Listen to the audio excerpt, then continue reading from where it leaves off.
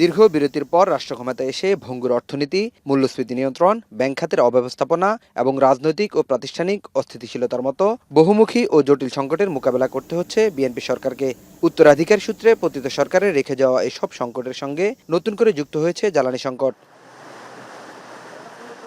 সংকট মোকাবেলায় ক্ষমতা গ্রহণের শুরু থেকেই নানা পরিকল্পনা নিয়ে কাজ শুরু করে বিএনপি সরকার। তবে ৬ মাসে কিছু ইতিবাচক ধারা দেখা গেলেও অধিকাংশ ক্ষেত্রেই মেলেনি দৃশ্যমান কোনো ফলাফল।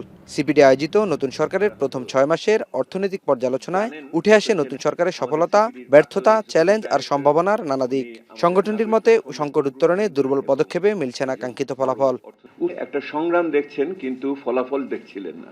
সরকার এখনো সমস্যাগুলোকে তথ্য প্রমাণ সহ নথিভুক্ত করতে না পারায় ফেরেনি সুশাসন। ইতি টানা যায়নি মব কালচারেরও।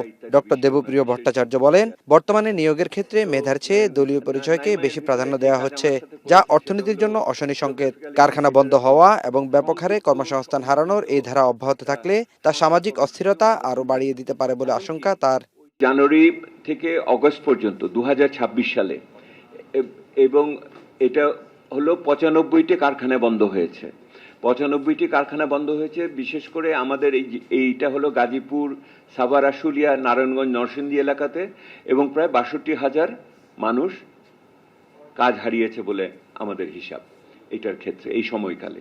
এ সংকট প্রলম্বিত পুনরুদ্ধারের দিকে যাচ্ছে জানিয়ে মৌলিক বাজেট প্রকাশ আর সমন্বিত সংস্কারের উদ্যোগ সহ একগুচ্ছ প্রস্তাবনা দেয় সংস্থাটি। একটা সংগ্রাম দেখছেন কিন্তু ফলাফল দেখছিলেন না। নাইম কামাল, এখন, ঢাকা। ধারাটা খুবই দুর্বল। এটা